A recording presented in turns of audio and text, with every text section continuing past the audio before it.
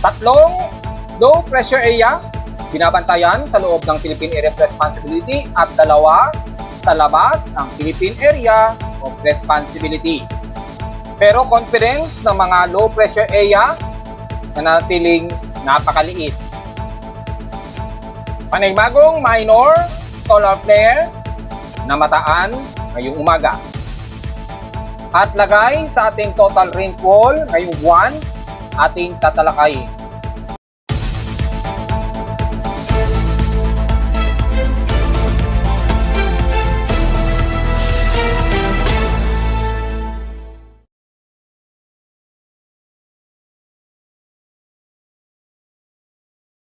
Hello, good morning mga folks. Welcome po muli sa ating Daily Weather Bulletin at Analysis para sa araw ng Linggo, July 28, 2024. Ang oras nating voice time may maga ay alas 11:47 na ng umaga. Kani-kanina ay may nakataas na mga localized thunderstorms maging sa kalurang bahagi pa rin ng Nolo Luzon hanggang sa may bahagi pa rin ng Zambales. At kita sa ating live Doppler radar imagery ang makapal at mataas na water vapor dito sa may bandang Bataan at dyan sa bandang Olongapo. So ingat po sa mga potensyal na bigla ang pagbuhos ng ulan ngayong kasalukuyan. And so far ay wala tayong masyadong nakikitaan ng mga lightning strikes. Maliban na lamang sa may bayin ng Northwest Luzon at ilang bahagi sa may bandang Kasiguran, Aurora. At as of 11:45 AM ay masa 24 lightning strikes na nadedetect ng ating lightning detection system dito sa Caloocan. So ingat na lamang po dahil may mga pagkulog at pagdilig tayong naranasan ngayon, umaga. Sa ating current conditions, overcast po, gloomy, haze at mostly cloudy pa rin dito sa amin sa Caloocan. So inasahan halos maghapon pa rin yan sa Metro Manila, pero may mga bahagya pa rin pagsilip ng araw despite na nanatili ang gloomy at mostly cloudy ang umiiral. So patuloy pa rin tayo makakaranas ng may mga matataas na tsansa ng forecast na uulanin ngayong linggo hanggang bukas pa rin yan ng Lunes. Base sa ating forecast storm prediction in 3 days hanggang Martes, manatiling mataas ang chance na pag-ulan mula 60 at 50% naman by Tuesday. Ngayong araw daw ay nasa 100% chance ang uulanin ayon sa ating forecast and storm prediction. At makita naman natin sa ating dashboard, grabe, ang daming low pressure area na namamataan natin dito, bagamat napaka-inconsistent pa na ipinapakita nito at uncertain yung kanilang development. Lalo na itong tatlong ito, i-discuss natin mamaya mula kay 95, 96 at 97W. At bakit halos magkakadikit sila? I-discuss din natin yan kung yan ay magiging isang bagyo din ba mga folks. I-discuss natin na maigi yan in detail. Samantala sa lowest temperature ni Tala, Naki-Weather Station, kanilang 5:48 AM, nakapagtala kami ng lowest of 26.9 degrees Celsius. Kahapon nakapagtala kami ng medyo malinsangan, mataas ang air temperature rather, na umabot ng 33.3 degrees Celsius kahapon ito ng umaga o halos magtatanghali na at 11:46 AM. Ibig sabihin mataas din ang naging heat index namin na nasa 44.4 degrees Celsius na pasok pa rin sa may pinaka-danger level pero katanggap-tanggap itong heat index sa amin sa Caloocan. Pero pagdating sa PCC in past 24 hours, nangunguna naman sa may pinakamataas na nasa 34 degrees Celsius ang Ambulong at sa lowest temperature naman almost stationary sa Baguio City at 17.8 degrees Celsius. Pagdating naman sa Ilolan, ang Rojas City ay patuloy pa rin sila nakakaranas ng mga violent rain showers na hanggang 213 mm ang naging total rainfall pa rin sa kanila. Drizzle lines lamang sa amin sa Caloocan, umabot naman ng 0.3 mm ang naging total rainfall namin kahapon. So parang wala lang, halos wala lang din kaming naranasang mga pag-ulan kahapon. Samantala sa ating outside relative humidity, halos katamtaman tayo at 75% humidity at bumaba ito ng 5% since last hour. Mataas naman ang ating atmospheric pressure, 1,008 hectopascals. Mabagal lamang ang pababa nito since last hour. Moderate pa rin ang ating air quality at 87 index or 29.30 micrograms per cubic meter. Ibig sabihin magmas pa rin tayo, lalo na dito sa Metro Manila dahil medyo concentrated ang heat inversion ng ating himpapawid, kaya hindi masyado na-disperse ang ating bad air quality dito sa lungsod. So, nasa moderate air quality tayo, magmask tayo para sa mga sensitibong mga baga. And high tide and low tide status natin, so far ay nasa moderate ito, pa-high tide pa lamang. May 3 hours and 22 minutes pa to maximum high tide, mga bandang 3 p.m. Sisilipin naman natin kung gaano ang itataas nito para mas detalye tayo. Well, hindi naman sobra at hindi naman aabot ng 1 meters, maximum 0.8 meters ang inaasahan nitong pinakamataas na high tide mamayang 3:35 p.m. So sa mga kababayan natin na balak pumalaot ngayon sa kanluran ng Luzon, despite na hindi man abot ng 1 meter, pero ingat dahil inaasahan pa rin ang may bugso ng southwest monsoon dyan, lalo na sa extreme northwestern Luzon. So inasahan pa rin natin na medyo mataas pa rin ang alon sa area na yan dahil kung sisilipin natin ang ating tropical assessment kung saan nakikita natin yung galaw ng wave height. So makikita natin dito ay mataas pa rin ang pag-alon na 1.25 meters pataas. Ang bahagi nito ng buong Ilocos Norte, Ilocos Sur, of course, pababa na yan ng bandang west portions ng Zambales. So medyo mataas pa rin po ang alon dyan. Pero the rest ng silangan ng Northern Luzon, pababa, ay okay naman po ang ating alon dyan. Mababa na. So pwede na po pumalaot. Ingat na lamang sa may medyo gale force winds pa tayong nararamdaman, lalo na sa kalurang bahagi nga po ng Luzon, dahil patuloy pa rin ang umiiral na southwest monsoon dyan. Samantala sa ating almanac, sumikat ang haring araw kaninang 5:38 a.m. Nasahang lulubog ito mamayang 6:26 p.m. Ang ating naman na 50% illuminated, last quarter na po ng liwanag ng buwan, sisikat na ito bago maghating gabi at 11:45 p.m. at kinabukasan na po ito ng umaga ng 11:56 a.m. naman ito lulubog. So kasalukuyan pa lang kalubog ang ating buwan na sa zero elevation, eksakto kakalubog pa lamang ng ating haring araw ngayong umaga.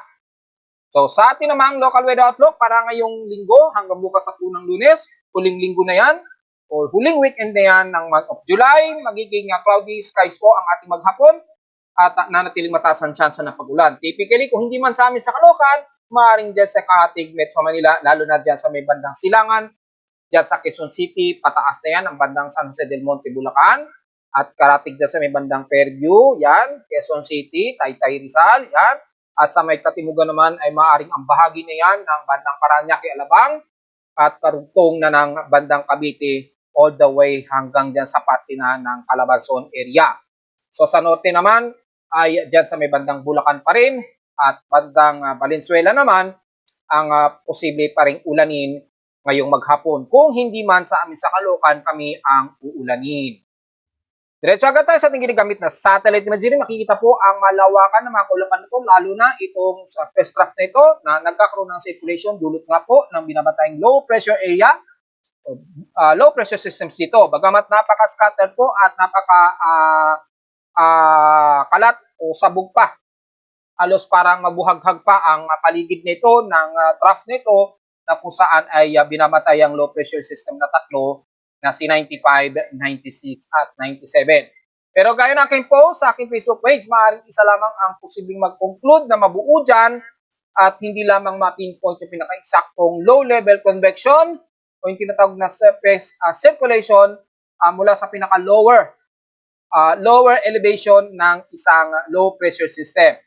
Palawanag ko na yan for many years na mayroong magkaibang low-pressure systems o low-level convection, mayroong upper altitude low convection at lower level convection. Siyempre, pag ang isang bagyo, parang ipo-ipo kasi yan, di ba? Pag nabubuo, ilang beses na pinapaliwanag yan.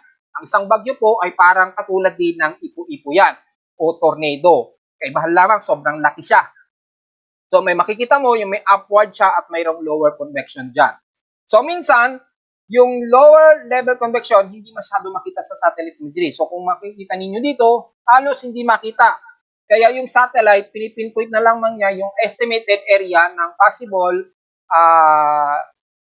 shallow o trough circulation. Kaya lumalabas tatlo, di ba? Lumabas si 95, 96, at 97. Ang lumabas. 97, nakalimutan ko na, si 97 nata itong nasa baba. So, yung tatlong yan, 95, 96, 97, kaya lumalabas ang estimation na kung saan may mataas na estimate ng low level convection. Pero hindi pa conclusive kasi yan Kaya yung mga tracks niyan ay medyo nagre-reset siya dahil hindi ma-determine ng satellite pinpoint kung ano ba talaga diyan ang pinaka-actual. Well, kung pagbabasehan naman natin ang satellite ng water vapor, kung titingnan natin dito, halos isa lamang ang nagiging sirkulasyon niya. Ayan, oh. Makikita nyo, napakalawak ng water vapor na yan.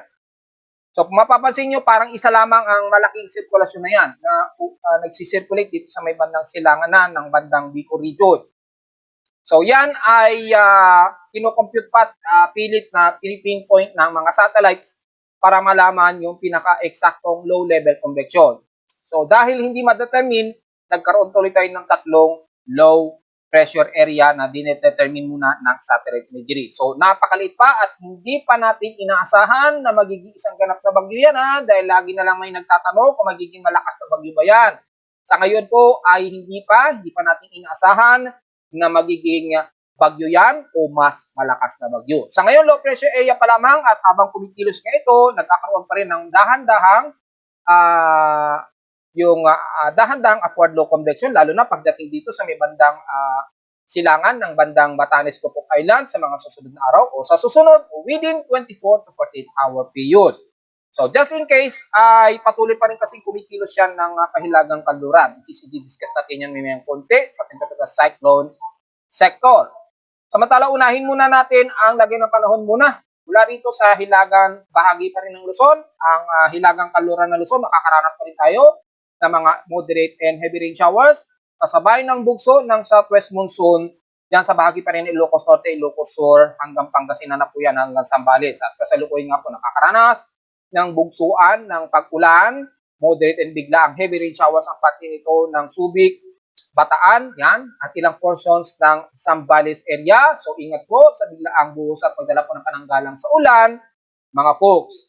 Pero dito sa bahagi ng bandang Apari at dyan sa may bandang Ilocos Norte, pagitan ng Apari, kaya despite nakatamtaman at maulap, hindi pa rin mawawala ang mga isolated rain showers and the rest, lalo na sa silangang bahagi nga po ng bandang Palanan, Isabela, Santa Ana, pababa ng Kasiguran, Aurora, nakakaranas kayo ngayon ng clustered, moderate and heavy rain showers dahil nga po sa extension ng trough na ito na ating binabantayan na low pressure systems sa silangan.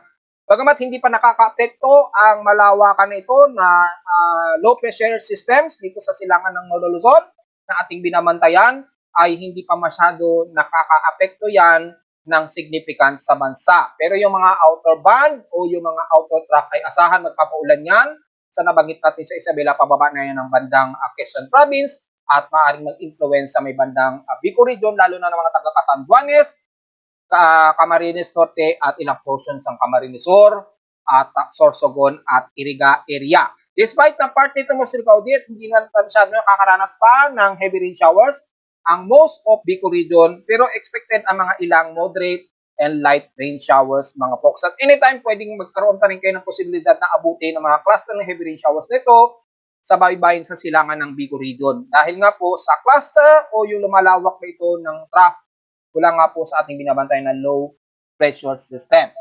At wala naman dyan sa Biban Central Luzon, pababa ng Metro Manila at Calabarzon, bagamat makulap po tayo, gloomy, pero inaasahan o di pa rin natin inaasahan ng mga isolated rain showers and localized thunderstorms kabilang ng Metro Manila, Calabarzon, and the rest ng Mimaropa dahil mas maulap po ang bahagi ng yan and the rest ng Southern Luzon. Makapal po mga kulapan dyan mga folks. At kung sisilipin natin mula sa ating Himawari 8 na satellite imagery, courtesy o Pag-asa of course, ay makikita natin ang ilang mga kalat-kalat na pag-ulan dito pa rin sa may bandang Quezon Province at the rest ng bandang Southern Luzon, mula Marinduque, ilang parte ng Romblon Islands. So kung mas malapitan natin titingnan ay inaasahan natin na kalat-kalat pa rin isolated rain showers mula dyan sa may bandang Romblon, Tabias Island at dyan sa may bandang Burias Island at Masbate na. So almost all ng Southern Luzon, expected pa rin kayo makakaranas ng mga isolated rain showers and localized thunderstorms. Mag-isa bahagi nga po ng Mimaropa, so automatic na yan, hindi na natin masyado iisa-isahin ang buong Mimaropa. Expected yan dahil po sa umiiral pa rin natin na southwest monsoon na umiiral. So hindi pa rin lusot ang Metro Manila sa may mga chance ang uulanin, bunsod nga po nitong southwest monsoon na ito dyan sa kanluran ng Luzon area. At wala naman sa may bahagi ng Visayas ay despite nakatamtaman tayo dyan, mas maaraw pa rin mararanasan, sumisilip pa rin ang haring araw, pero magkakaroon pa rin kayo mga isolated at kalat-kalat na mga pag-ulan at may pagkilat at pagkulog mula sa sentro ng Visayas, kanluran o silangan man yan ng Visayas, especially sa bahagi nga po ng Negros Occidental area, mula dyan sa may bandang Kamangkalat, si Palay, pababa na ng Bayawan, gamay na ilang areas ng Dumaguete, partly kumusunod di kayo dyan at asahan ang isolated rain showers and localized thunderstorms. Pagkat sa parte nga po ng norte ng bandang Bacolod at Iloilo at Cebu at Bohol, despite nakatamtaman kayo dyan na may pagsikat ng araw, nakakasilip pong haring araw, pero hindi mawawala ang mga isolated, nakataas pong forecast sa inyo dyan, about 60% ang chance daw lalo na sa hapon o sa gabi, so magdala pa rin ng pananggalang sa ulan kahit na katamtaman at medyo fairly weather po ang umiira sa may bandang norte ng Cebu. Ganon din sa bahagi nga po ng Leyte, mula dyan sa bahagi ng Baybay, mataas ng Ormoc, kasama na ang Biliran Island at Tacloban, despite na medyo moderate at katamtaman fairly weather tayo dyan, pero ang isolated at partly cloudy ang medyo iiral. Pataas din ang bandang Samar Region, especially ng mga taga-Katbalogan, medyo mas maulap kayo dyan, at Calbayog City. Bagamat moderate, asahan pa rin ang mga kalat-kalat na pag-ulan. Isolated po ito ha. So case to case, ang mga pag-ulan sa buong northern Samar area. Pero pagdating naman sa katimugang bahagi ng Samar, mula Borongan City hanggang Guian Island Samar, ay makakaranas pa rin kayo kahit na moderate, pero naka-forecast pa rin ng mga isolated rain showers and localized thunderstorms sa hapon o sa gabi. Sa Mindanao naman, ang bahagi ng Northern Mindanao mula Cagayan de Oro hanggang Butuan and the rest ng Surigao del Norte, so kasama na ang Dinagat at Siargao ay despite nakatamtaman ang umiiral sa iyo kasalukuyan dyan, pero nitong buong maghapon, expected pa rin ng mga isolated rain showers dahil medyo papang-abot pa rin ang mga surface trap bunsod nga po ng binabantay nating low pressure system sa silangan nga po ng Mindanao at silangan ng Visayas area. Bagamat mas maaraw ang halos 3/4 ng buong Mindanao, lalo na sa may sentro ng Malaybalay Bukidnon at Davao Region, pero magiging partly tumusikaw din kayo dyan at mga ilang isolated na kalat-kalat na pag-ulan na may pagkilat at pagkulugang iral, lalo na sa katimugan ng Davao Region, especially dito sa may bandang Sorsogon area, mula General Santos City, Coronadal, at Municipality ng Sarangani. Pero bahagi ng Compostela, despite nakatamtaman, ay may mga isolated rain showers naman dito sa kaduluduluhan ng Mati, Lupon, at Governor Generoso area. So, despite na mas katamtaman po at mas fairly weather kayo dyan at maaraw, magdala na naman kayo ng pananggalang, lalo na sa tinding sikat ng araw mga folks. Dahil anumang oras ngayong hapon ay naka-forecast din kayo dyan na magkakaroon ng mga isolated rain showers. Pagdating naman sa may Zamboanga Peninsula, mga kalat-kalat po ng mga pag-ulan, typically ilang moderate rain showers po ang mas malas na umiiral ngayon dyan sa Zamboanga del Sur. Ingat po, pagdala ng pananggalang ha. Kung malakas man ang inyong barangay na buhos ang ulan, typically ay hindi naman agad ito nagtatagal, medyo titila din, nagmo-moderate ito, nagdi-drizzle. So ingat na lamang po sa biglaang pagbaha just in case. Pero generally, base sa satellite imagery, most of moderate ang magiging pag-ulan ninyo. Ingat pa rin at pagdala ng pananggalang sa ulan, lalo na ditong hapon o gabi, maging sa islaman yan ng Basilan at Ulo-Sulo, mga folks. So, diretso agad tayo sa ating binabantayan na 5 na low pressure systems na binabantayan natin. Puro ito sa West Pacific Basin natin at mula sa loob ng ating Philippine Area of Responsibility. Itong tatlong nga po ito mula kay 97, 96 at 95W ay hanggang ngayon ay very inconsistent and insignificant pa rin ang kanilang development. At so far, wala pang improved circulation na nakikita. At gaya ng ating paliwanag kanina lamang ay hindi pa masyado nakikitaan ng low-level convection, pero medyo organized yung kanyang cluster ng kaulapan sa paligid na binabanggit natin. At nakita nga natin sa water vapor, yung malawak na sirkulasyon nito, halos isa lamang sila na nagsasabay ang sirkulasyon. Hindi nga lang ma-determine yung pinaka-exact LLC o low-level convection sa ngayon, kaya nilabas muna as tatlong low pressure systems kung saan ang mas mataas ang estimated na upward low convection o yung pinaka-mas makakapal na trough sa pinakamalapit na estimated center nito. Pero gaya nating inaasahan ay maaaring mag-merge o mapag-isa yung itong tatlong yan At lalo na dito sa may bandang silangan ng Northern Luzon, ay mukhang ito ang mas aggressive, yung pinaka nakikitaan na potentially nakikilos pa hilagang kanluran. At dahil dito, yung influence po ng trough, yung auto-trough dito ay magpapaulan po yan sa silangang bahagi ng Northern Luzon at ilang bahagi ng silangan ng Bicol Region area. So maghanda pa rin just in case. Kung may magtatanong, hahatak ba ito sa bagat? Well, sa ngayon na hindi pa po dahil unorganized pa nga po yung development ng cluster circulation nito. So wala pa siyang pagkakataon o wala pa siyang lakas para mahigop o mahatak ang ating habagat dito sa kanlurang bahagi ng bansa o timog kanluran ng bansa. Hindi pa niya kaya sa ngayon unless kung ito ay mag-intensify at tumakas na maging isang ganap na bagyo, doon pa lamang unti-unting hahatakin ito ang ating habagat sa kanluran o timog kanluran ng bansa. At kung titingnan natin sa satellite imagery, kitang-kita naman na hindi masyadong nahahatak ang habagat, kundi dito ang galaw ng mga southwest monsoon natin sa kanluran ng bansa. Hindi nakikitaan na nahahatak nitong low pressure systems natin sa silangan ng Northern Luzon na. So sa ngayon ay hindi pa natin mabibigyan ng pinakadetalye ang tatlong ito kung lalakas mula kay 95W, 96 at 97W.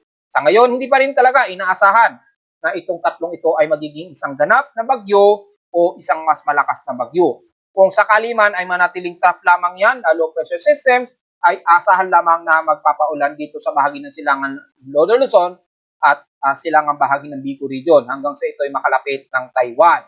Pero dahil hanggang ngayon ay wala tayong nakikitaan na upward low, alot sa ngayon ay patuloy natin itong babantayan para makapagbigay ng updates.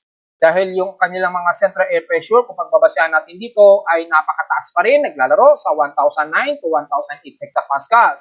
Wala pang nakakapag-abot ng 1,004 hectopascals, pababa alinman sa mga low pressure area na ito. Ngayon, itong si 99 ba at si 98W ay tatama o papasok po ito ng Philippine Area of Responsibility? Well, gaya nating mga po sa Facebook page simula kahapon, mula sa pinaka-convergence, ito kasi mataas ang convergence ito kahapon, kaya na-post natin, at ngayon nga ay naging si 98W. According sa mga initial forecast track ay pa-north-northwestward daw ang magiging kilos nito. So kung masunod dyan, ay malayo o napakaliit na tsansa na dumikit man lang ito ng ating border ng Philippine Area of Responsibility. Ito not significant o napaka-unsignificant itong low pressure area na to na si 99W. Baka sa loob ng 24 oras ay baka i-dissolve din kaagad yan mga folks. Napakababa yung kanyang wind intensity. Di gaya kaila 98W na sa 28 km per hour yung initial wind speed. Si 99W kasi is 19 km per hour lang. So baka within 24 to 48 hours, baka alisin din yan sa ating tropical cyclone sector monitoring. So ito mukhang maliit ang tsansa o maliit ang potential threat nito sa Pilipinas. Ang magiging mas tututukan lamang natin siguro ay itong low pressure systems sa loob ng ating Philippine Area of Responsibility. Again, ito ay kikilos pahilagang kanluran ang direksyon. Kung titingnan naman natin o pagbabasa natin yung ensemble tracks natin just in case, ay malinaw na inalis nito ng ating global ensemble o automatic on ensemble forecast system. Ibig sabihin, natapos po agad yung kanyang ensemble mula dito kay 95 at 96W. So, maaaring si 97W ang maaaring magpatuloy sa lumalabas na ensemble forecast niya. Pero napakahilaw pa kasi ng ensemble forecast niya, kaya hindi pa ito lumalabas sa ating global ensemble forecast. Hindi kagaya nung si 95W pa lamang ito. Diba nag-post pa nga tayo sa Facebook page na meron itong ensemble, kikilos na pahilagang kanluran patungo sa direksyon nga ng Taiwan. Ngayon, tinapos na kasi yung pagtala kasi ni 95W dahil nga po, nagsulputan nga po yung panibagong low pressure system. Kung bababasahin naman natin ang West Pacific Basin, mula sa ating Tropical Cyclone Assessment Monitoring, makikita natin itong puro low pressure systems. At itong malawak na trough cluster nito, na kung saan nandoon napapaloob yung tatlong low pressure area ay sobrang taas na po, above 60% yung higher probability niya. So dahil nakataas pa po yan, ay may mga hindi pa rin inaasahan na magiging isang active na low pressure area yan. So panatili natin binabantayan at itong dalawa naman na si 98 at si 99W. Base dito sa ating West-Pacific Basin, mukhang mas mataas yung probability ni 99W rito na nasa at least 50% yung chance probability. Hindi gaya kay 98W na mababa ang probability at 30% lamang ang tsansa. Pero pag sapit ng sa susunod na 24 oras, makikita natin unti-unti ring humihina ang dalawang to.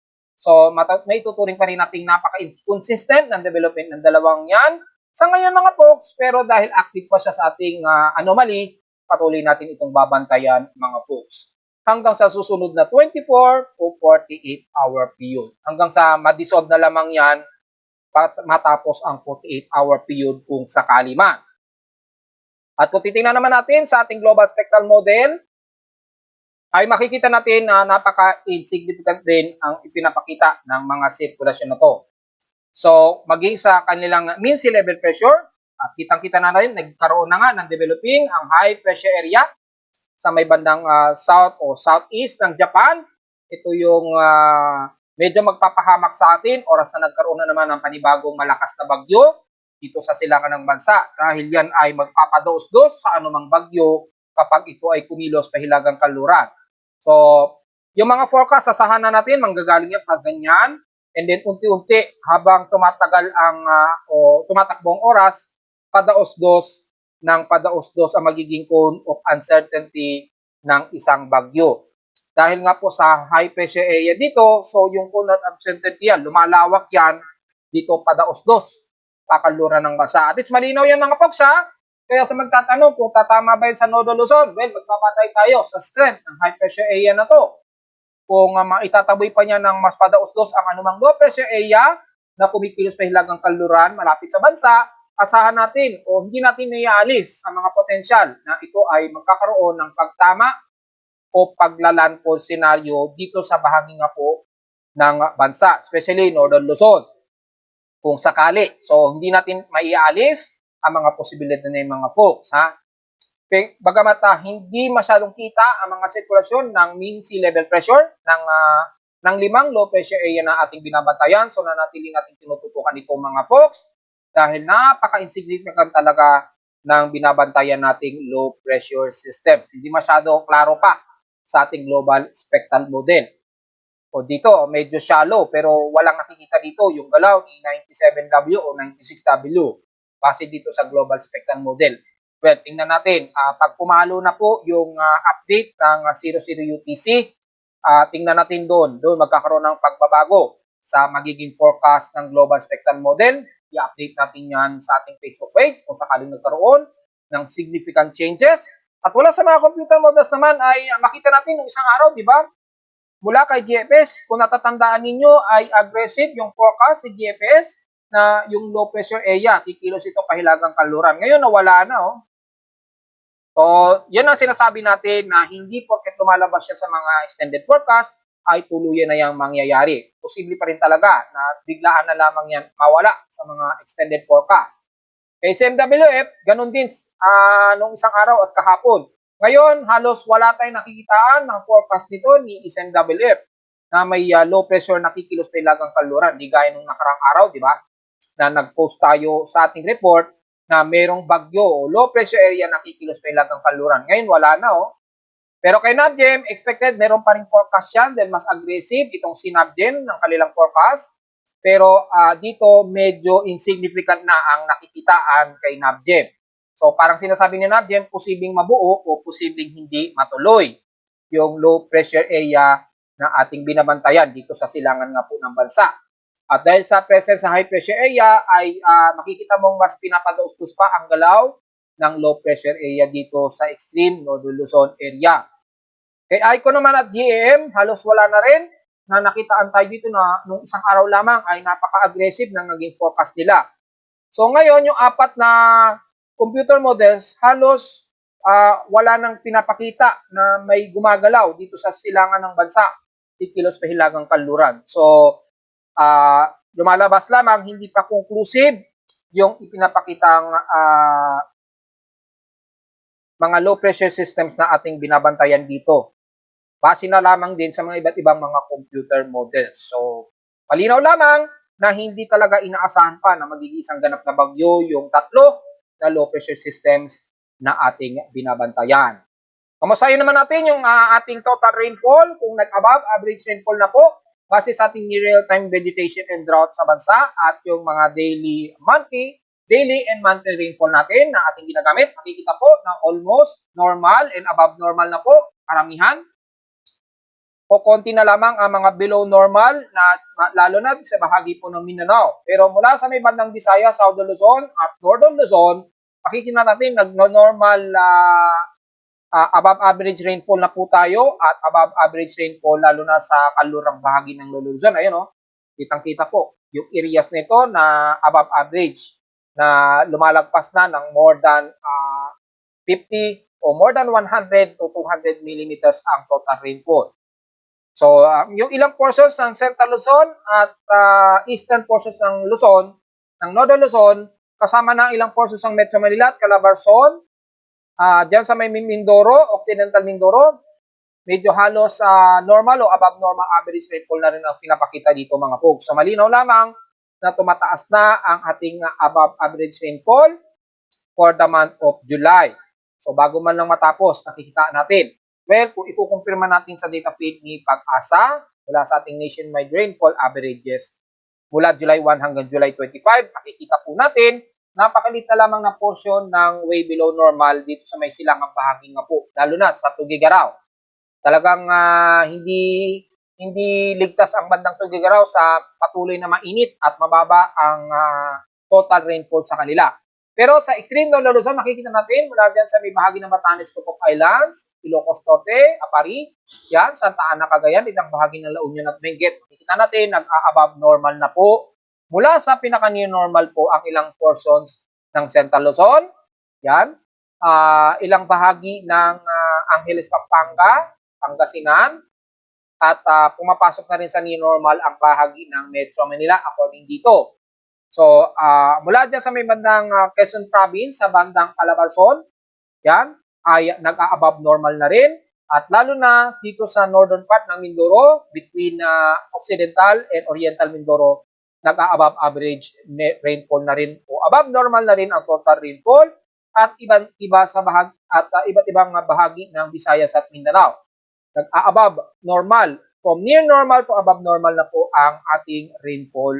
So almost 90% o 85% ng bansa halos nag-near normal to above normal na po ang ating total rainfall na hindi naman nalalayo sa ating analysis doon sa isa nating drought index na makikita. So malinaw lamang po na hindi kagaya nung nakaraang buwan ay ngayong buwan ng July ay mas mataas na po ang averages rainfall natin at base sa observe nito, base sa data feed ni Pag-asa, napakataas ang naging observed rainfall nitong tatlong araw, 23, 24, 25, ang bahagi nito ng Northwestern Luzon sa buong Ilocos Norte, pababa na yan ng bandang Pangasinan area.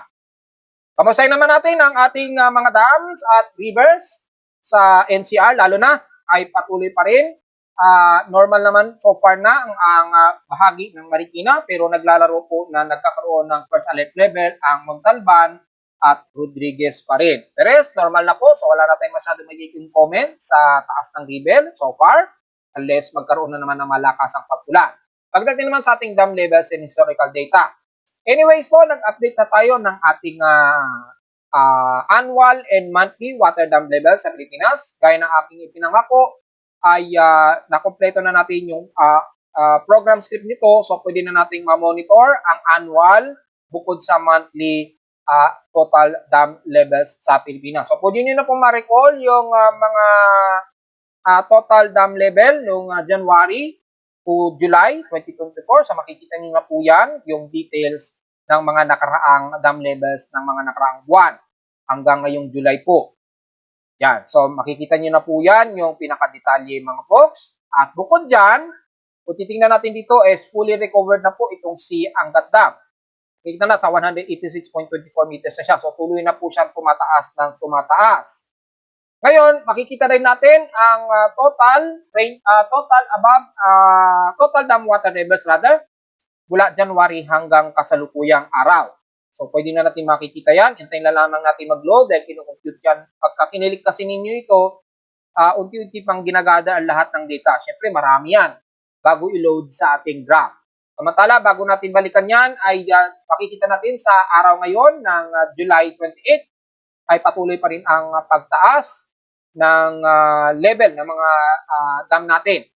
Nanatiling normal itong si Angat Dam at nasa mahigit sa 6 meters yung above rule curve niya mula sa pinaka normal high water level niya na 210. So, at least hindi pa naman siya umaapaw, pero yung pinaka rule curve na pinaka critical ay at least above 6.06 meter na siya, nalampas dyan. Ganon din kay Ipo Dam, normal na po, at itong si Ambuklaw ay nagbukas po sila ng isang gate para magpakawala ng at least 0.50 meters ng tubig. So, para lang mapigilan siguro ang pag-apaw ng Ambuklaw. At sa Binga naman ay dalawa ang nakabukas na gate at nagpakawala sila ng 1 meter na tubig mula sa Binga Dam. So, lahat sila nasa cold green na ibig sabihin po, normal po ang o sapat o normal po ang level sa dam natin hanggang kay Magat at Kaliraya Dam. Questionable lamang sa atin si Pantabangan, nanatiling napakababa o way below po yung level ni Pantabangan Dam. Hopefully, maayos po yan or siguro nire-rehab po yan si Pantabangan Dam. So, wala tayong idea sa status ni Pantabangan Dam. The rest, okay naman na po mga folks. So, kung babalikan natin, i-reload natin itong dam water levels. So, makikita na po natin from January to July ay makikita na po natin yung total o yung mga details ng water level ng mga dam natin sa Pilipinas, kaya na aking pinangako. So, kitang-kita po natin mula noong summer o yung dry season, hot dry season sa atin, dumausdos yung mga dam natin. Kagaya na lamang nitong si Angat Dam. Yan, Angat at Magat Dam, lalo na.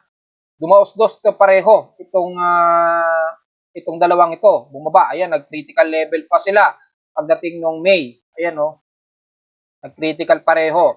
And then, pagpasok ng June, dito na, nagsimula ng umulan-umulan. And then, nagkaroon tayo ng malakas na bagyo, which is, tuluyan itong biglang tumaas. Tumaas mula sa pinakamababa na 176 noong July 22 kay Angat Dam at biglang tumaas ito hanggang sa 184 o 185 186.24 ngayong araw. So, ang laki na naging increase. In instant po, nung nagkaroon tayo ng malakasang ulan na magdamagan nung dumating yung bagyong Karina. So, ang laki ng significant na pagtaas agad ng tubig, Pero dito halos talagang sagad-sagad na po yung water level ni Angat Dam since April. Yan, since April po, talagang tuloy ang pagdausdos niya hanggang nitong huling week o first week to second week ng July. And then, ito nga, dumating itong si Karina at tuluyan na recover agad. At nasupplyan kagad ng tubig si Angat Dam. So, hindi pa naman siya umabot sa pinaka-significant na pinakamataas niya na 203.25 meters. Hopefully, maabot niya yung ganyang kataas pa na level. So, at least, kaya-kaya naman. Pero, tingnan natin kung maaabutan pa niya yung pinakamataas niya na water level nitong March na mahigit 200 meters ang supply kay Angat Dam. So, malinaw yan mga boss. Madali natin makikita niya yan, yung yearly and monthly na total natin na dams sa Pilipinas. Kasi mas detalyado po yan. Pwede nyo ma-scroll at makikita kung gaano kataas at nagbabago-bago yung elevation ng water level sa ating mga dam mga folks at mula sa ating dim levels historical data. So yun lamang po ating information sa ngayon at updates sa ating dam monitoring system Care of Pag-asa Hydrological Section. Samantala sa ulat ng Dol, so far ay may mga distortion na naman tayong nadedetect dito. So probably dulot ito ng solar flare na naman na tumatama sa Earth. Hindi ko lang sure kung dahil to sa solar flare. Sa mga nakarang araw kasi ay nagkakaroon ng mga noise, sudden noise ang aking seismometer. Pero all in all, wala man naman tayong nadedetect na malakas-lakas na pagyanig. Base sa aking seismograph, may mga ilang maliliitan lamang na mga pagyanig ang nadedetect. At mula naman sa Seismic Center, data feed ni PBOX, ay mula kaninang madaling araw, may isang magnitude 4.3 at isang magnitude 4.6 po ang naitala since kaninang madaling araw. Unang-una po dito sa may bandang northeast ng Bagamanok at Anduanes, mababaw po ito at 10 km lamang. So medyo nakaramdam sila ng at least intensity 1 to intensity 2 ang paligid na ng Pandan o ng Catanduanes Island. So hopefully walang masyadong nagkaroon ng mga crackings. Northeast ito ng Bagamanok, Catanduanes, magnitude 4.3. At yung isa naman, na magnitude 4.6 naman, ay naganap ito kaninang 1:01 AM, southeast na Sarangani, Municipality of Sarangani. So malayo-layo po ito sa bandang Sarangani. So halos nasa bandang Indonesian o Malaysian Peninsula po ito. Magnitude 4.6 at napakalalim niya sa 254 km ang epicenter depth. So halos hindi yan dama. Hindi kagaya din sa may bandang Catanduanes na naganap kaninang 12:56 AM na mas mababaw-babaw po. So medyo ito, mas ramdam po ang pagyanig kahit na magnitude 4.3 lamang ang mga pagyanig. All in all, dalawa so far ang nai-record na magnitude 4.0 pataas at marami-rami na ring mga pagyayanig. So kung titingnan natin yung observation sa historical earthquake data natin for the month of July, yan, so pag-load natin for the month of July, ay nasa 985 total earthquakes na po tayo. 925 dito is magnitude 2.0 pataas. 57 na po sa magnitude 4.0 at nanatiling walang nadagdagan tayo sa magnitude 5, 6, and 7. Meron pa nanatili pa rin dalawa ang ating magnitude 5.0 pataas at isang magnitude 7.0. At awa naman ng Diyos, wala naman tayo na italang magnitude 6.0 pataas na malakas na pagyanig sa bansa. At sa huli, bago tayo mag-forecast, ay dito tayo sa ating space weather observations.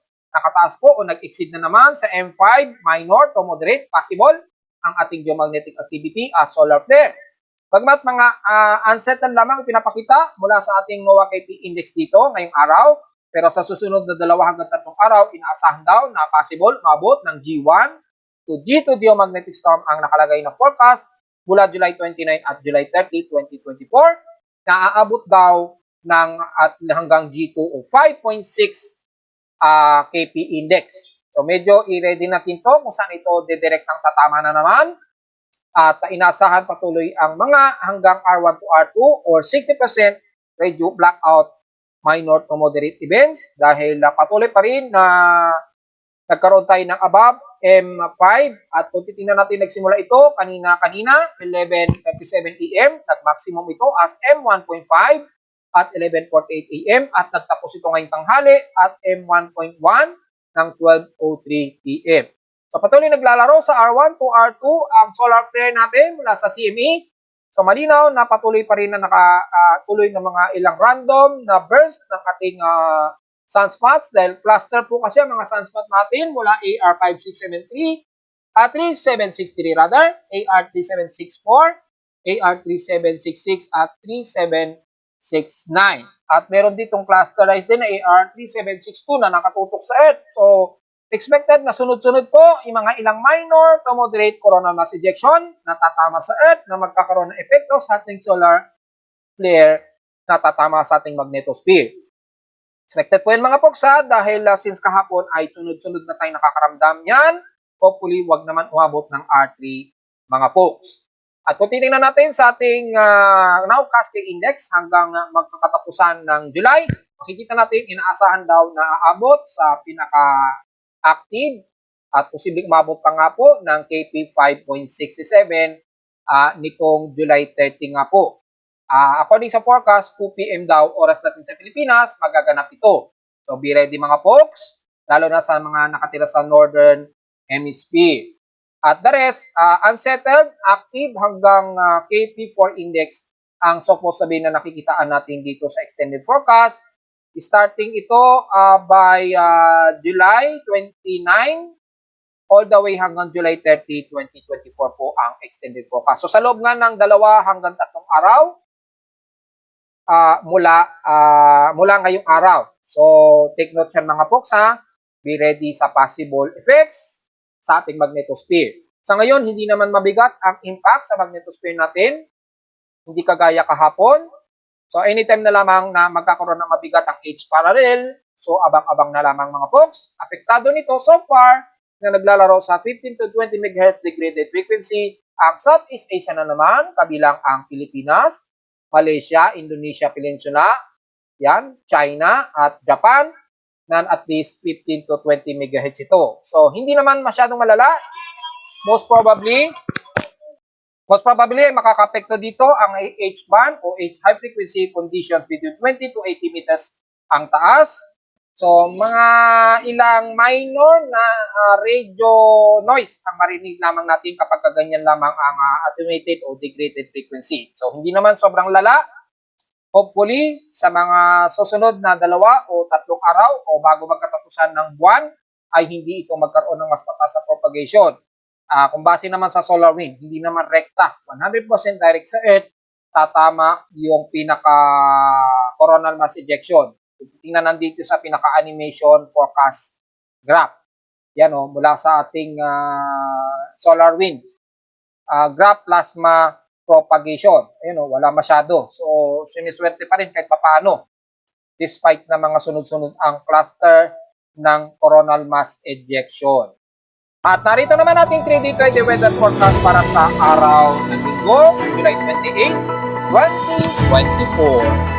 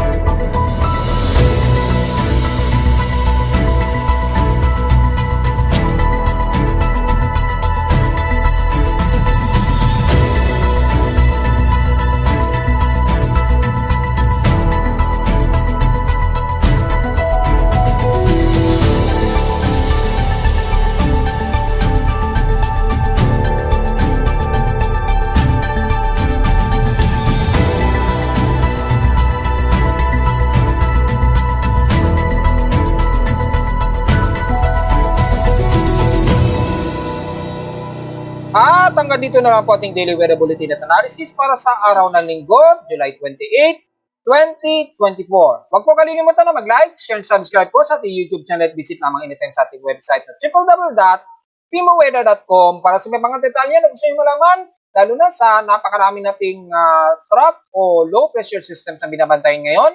Typically, mula sa aking webpage, bisitahin na lamang lalo na sa gusto malaman ang detalye ng dynamic at real-time events mula sa aking weather station sa Caloocan, lalo na mukhang makulimlim na naman at magiging maulan at nakataas na naman ang thunderstorm advisory, especially dyan sa bibandang Cagayan, Tugigaraw, kabilang na Isabela, so most of northwestern Luzon na naman. Ingat po sa mga kababayan natin, kabilang na ang taga San Pablo, Cabagan at Santo Tomas. Epekto daw o persist ito within 1 to 2 hours period. So, maging sa mga malalapit na areas. So, ingat lamang po anytime sa mga significant impact nito at visit lamang din sa ating webpage para sa mga iba't ibang data feeds mula sa iba't ibang weather agencies. Maraming salamat mga folks at magandang araw po at mag-iingat po tayong lahat, mga folks.